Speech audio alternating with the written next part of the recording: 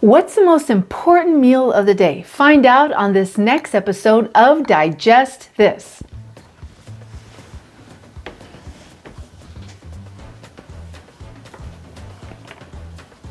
Welcome to Digest This, the show that helps you revolutionize your digestive health. Here are your hosts, Dr. Liz Cruz and Tina Nunziato. Hello and welcome to Digest This. I'm Dr. Liz Cruz and I've got Tina Nunziato sitting right here by my side. Thank you so much for joining us. If you are a first-time listener, we welcome you. And if you're a regular listener, we love you. We're glad. We're so excited. We're so grateful and appreciative that you continue to take the time to hang out with us on this podcast. We put an episode out once a week. And so thank you for being here with us on this journey. So let's talk about breakfast. Breakfast. Yeah. So we love, just so that you know, we love taking suggestions, or if you have any thoughts on something you'd like us to podcast, we love that. We love suggestions. A lot of our ideas come from people that we interact with on a daily basis. So, for me specifically, this idea of what is the most important meal of the day was from a conversation I had yesterday with the team I was working at the surgical center, and I just thought it would be great for us to talk about this. Mm-hmm. So what is the most important meal? And actually, more specifically, what was being asked was, is breakfast the most important meal? Mm-hmm. So, this whole concept of breakfast being the most important meal came from back in the 1960s. There was a nutritionist by the name of Adele Davis, and she subscribed to, she said that we should, what did she say? Eat like a king in the morning for breakfast, mm-hmm. eat like a prince for lunch, and eat like a pauper for dinner. Mm-hmm. And so that was like one of the principles and one of the things that she put out. So this whole idea of breakfast being the most important meal came from her. There you go. So it's always nice to know where that comes from. It is, yeah. So the question is... Actually, I want to throw something in there because you made me think of something else. The idea of 3 meals a day. Right. Three square meals a day came from having to feed military, mm-hmm. right? The large groups of people, it was easier to feed them in big groups all at one time, so it became 3 meals a day. Before, really, that didn't really exist before we had to feed large groups of people like that, or university settings, mm-hmm, right? University settings where they had to feed large groups of people at one time. So it became 3 meals a day. But I just think it's interesting to know the history of how our eating habits came to be. Yeah, absolutely. No, it's great. It is interesting knowing the background. So is it the most important meal? So that's a pretty complex question, okay? Mm-hmm. Bottom line is, it's not straightforward. There are a lot of studies out there, but they're mainly observational studies. It's not like it's not like a randomized controlled study but where they have proven anything. Right. Mm-hmm. They're just observations that have been made, but they don't know for sure, cause and effect. And so look, our philosophy, Tina and Dr. Cruz's philosophy, we feel that breakfast is an important meal. What did I say? I think is. Oh, okay. No. Sure. It wasn't super clear. Oh, yeah. No. We feel that breakfast is a very important meal. Yes. Because you're waking up, and by the way, breakfast means you're breaking the fast, okay? Mm-hmm. So you've basically kind of been fasting through that period of several hours through the night where you've been sleeping and you've been letting your body kind of do its thing and recover and heal. And right. So now you're waking up, you're getting ready. The majority of the world is getting ready to go to work. Start a day. Mm-hmm. Be active. Mm-hmm. And so what do you need? Nutrients. You need nutrients. You need fuel for your body. That's right. You need nutrients. You need your vitamins, minerals, protein, some carbs, some healthy fats. You need this so that you can fuel your body and get started on your day. Yes. The reality is every meal is important. Exactly. That is our philosophy. Yes, food is fuel. That's right. So That's skipping right. a meal, I know, we've talked a lot about, we've had other podcasts on fasting, and there are some people who like to fast, especially in the morning, right? They feel like, I'm not going to eat until 10 or 11 o'clock. Right. And again, if that's your thing and that's what works for you and you like it, that's fine. Yeah. Okay. We don't want to tell people, no, you shouldn't be fasting like that.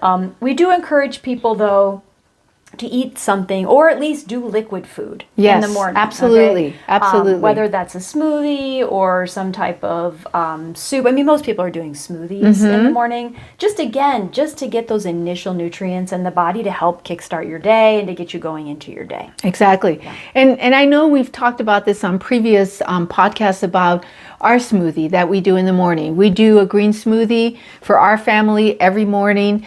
And, and so we've got, spinach and celery in there. We use almond milk as our base, as the liquid part of it. And cucumber. And cucumber. Also, we put in a scoop of plant-based protein powder. And so it's really a nice mix of nutrients. It's a great mix of nutrients. And then I always add in an avocado for mine, which from the avocado, you're getting fat. Okay, you're getting some really good, healthy fat. So it's just a great way to start the morning. And actually, that smoothie, especially on my part, because I have the avocado, really holds me for like 3 hours. Yeah, I mean, I do our green smoothie in the morning. If I'm super hungry in the morning, I'll do a piece of avocado, or I'll do a piece of toast with avocado on it, Ezekiel bread with avocado and a slice of tomato with sea salt. And then I also drink the smoothie. That's if I'm super hungry. If I'm okay, then I'm just drinking my smoothie until lunch. That usually gets me to lunch for the most part. So let's talk about what are some great breakfast options for you. So I know that the standard American diet, it's a lot of cold cereal. I mean, when you go overseas and they have the continental or American continental breakfast, you have all your pastries and bagel and cream cheese, all the cereal. Yeah, and it's crazy because even when I was in my training in gastroenterology training, I mean, we'd have early meetings in the morning and you had scones and coffee. There were bagels. And so that is a big thing, bagels with cream cheese, scones, eggs, bacon, right, potatoes, hash browns. Back to the cereals, the cold cereals. There's a lot of cereals out there, a lot of really sugary cereals, which we're going to do a podcast on. Yes. So we won't go deep into that. But there's pancakes and waffles. Hey, and those are, believe me, we, especially on weekends, we like to mix it up and we may have one day where we do pancakes, but we do buckwheat pancakes. And so what do we do during the week for the kids, for ourselves? Tina mentioned toast, avocado toast. I mean, that's a pretty popular thing nowadays. You can go to most any breakfast place and they'll have avocado toast on the menu. Yep. So it is much less expensive though if you make it yourself. Yes. So avocado toast, we make a breakfast that's actually in our cookbook called Zippy Breakfast, which is so good, amazing. It's actually steamed rice, and then we chop up tomatoes and cucumbers, mix it up, put a little olive oil, and put some Bragg's amino acids, and it just makes an amazing breakfast. Yeah, it's like a healthy alternative. The Bragg's is like a healthy alternative to soy sauce. Yep. But you can also you can put garbanzo beans, you can put avocado, you can put so many different things, and then you can even change up your grains. So if you can't do rice, you can do quinoa for that in the morning. You could do you could do brown rice. Yes, yeah. Wow, you could do any grain, really can go in a Zippy breakfast. But it's such a nice, like if you're used to eating a warm breakfast in the morning, especially like an oatmeal, like we're trying to get people off of oatmeal. Transitioning over to a Zippy breakfast is a nice way to start your day because it's warm and it gives you all your vegetables too. But yeah, that's a big go-to breakfast. But yes, toasts with whether avocado on there or a nut butter with bananas spread on it, or with honey drizzled with bananas is another go-to for us. The kids are pretty easy. They tend to like the avocado toast for the most part in the morning. But yeah, we don't do a lot of cereals in our house anymore. Again, we'll talk about that in another podcast. But yeah, lots of trying to get your veggies in the morning, which is weird for people. Yeah. Most people don't think of, that's not the first thing they think of when they're getting out of bed is vegetables. But that's a great way to start the day. Right, is to think differently about your breakfast. Absolutely. I do remember a time in our home growing up when my mom wanted to get away from cold cereals. She used to, it was a combination of stuff growing up. We did cold cereals. Mom would also do oatmeal sometimes. But I do remember a time when she was actually getting up extra early and making rice and beans. Oh, wow. Yeah, rice and beans. Rice and beans twice. Rice and beans in the morning. That's right. And then rice and beans at night. That's right. I love it. No wonder it's such a comfort food for me. So, anyways, yeah. So, is breakfast the most important meal of the day?